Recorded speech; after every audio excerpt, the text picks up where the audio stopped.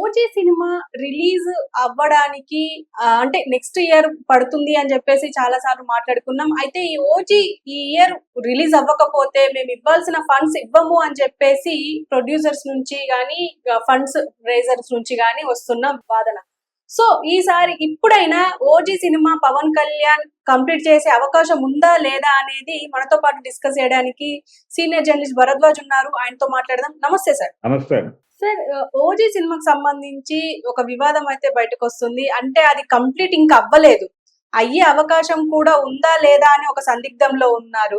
So ఇది ఇప్పుడు అయ్యే అవకాశం ఏమైనా ఉందంటారా? అంటే పవన్ కళ్యాణ్ సెట్స్ కి వచ్చే అవకాశం ఏమైనా ఉందంటారా? అంటే ఓజీ సినిమా ఆల్మోస్ట్ అది యుద్ధ ప్రాతిపదికన కంప్లీట్ చేయడానికి ఆ రోజుల్లోనే ప్రయత్నాలు జరిగిన ఎన్నికల కంటే చాలా ముందే ఈ సినిమా షూటింగ్ మొదలైంది, కంప్లీట్ అయిపోయి ఉండాల్సింది. కాకపోతే ఓజీ షూటింగ్ లో ఉండగానే ఆయనకి ఒక ఫోన్ కాల్ వచ్చింది ఢిల్లీ నుంచి. బాబు, నువ్వు షూటింగ్ ఆపి ఇమ్మీడియట్ గా వెళ్ళి చంద్రబాబుని కలిసి ఆయనకు మద్దతు ప్రకటించు అని. ఎక్కడి నుంచి వచ్చింది? బీజేపీ హెడ్ క్వార్టర్స్ నుంచి వచ్చింది ఆ ఫోన్ కాల్. అది పట్టుకొని ఆయన వెళ్ళిపోయి అక్కడ చంద్రబాబుకు మద్దతు ప్రకటించి అక్కడి నుంచి ఆయన రాజకీయ కార్యక్రమంలో చాలా బిజీ అయిపోయాడు. ఆ బిజీ అయిపోయిన తర్వాత ఈ షూటింగ్ డ్రాగ్ అవుతూ వచ్చింది. ఫైనల్ గా ఎలక్షన్ వచ్చేసింది ముందుకి. ఎలక్షన్ లో వీళ్ళు గెలిచారు, ఆయన మంత్రి అయిపోయాడు.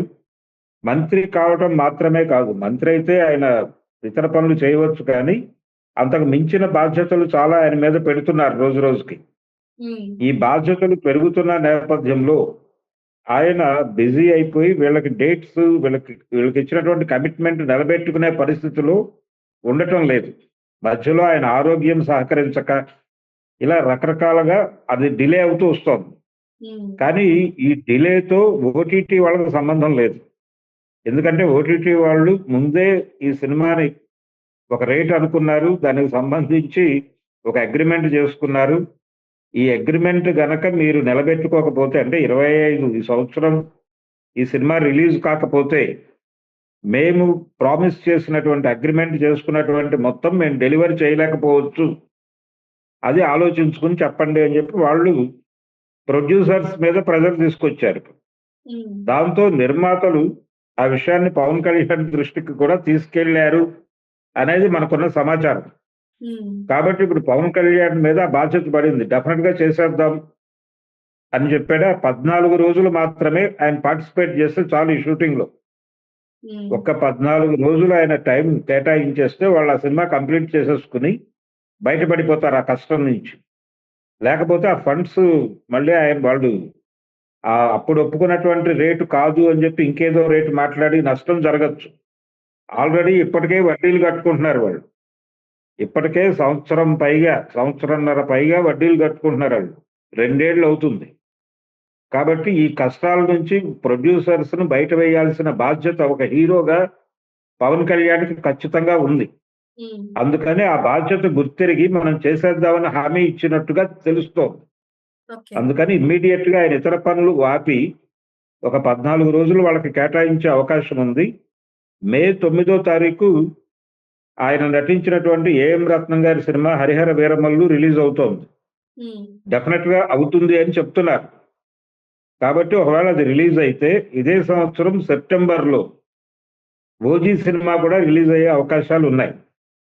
రిలీజ్ కాకపోతే ప్రొడ్యూసర్లు ఇబ్బంది పడతారు. అభిమానులకు ఇది హ్యాపీనే.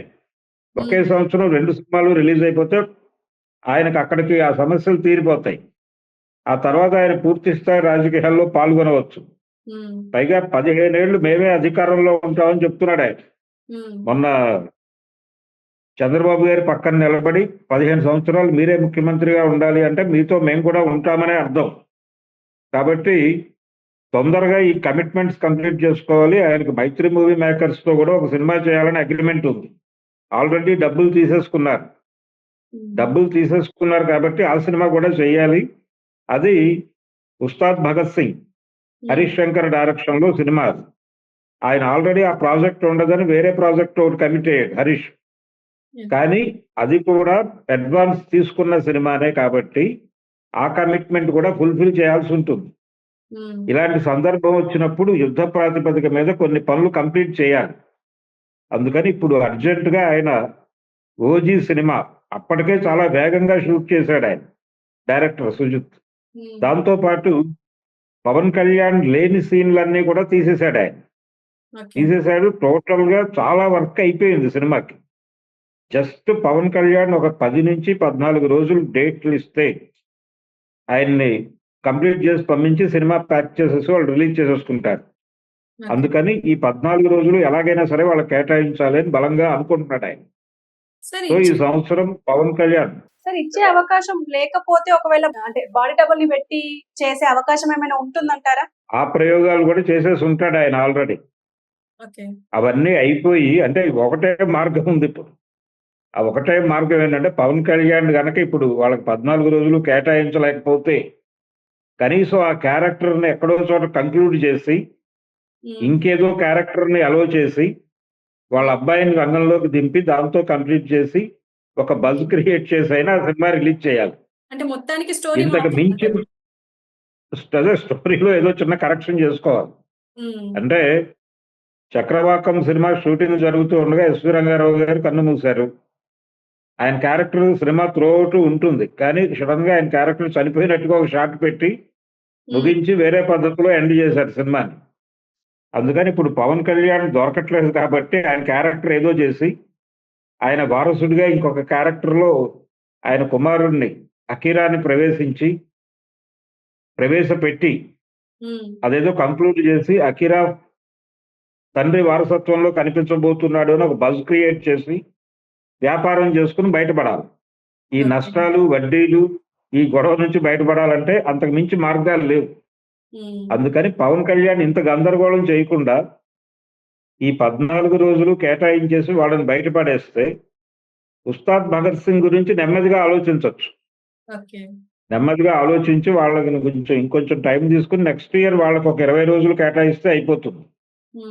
అయితే గతంలో సినిమాలకి పెద్ద హీరోలు కూడా 28 రోజుల కంటే ఇచ్చేవాళ్ళు కాదు.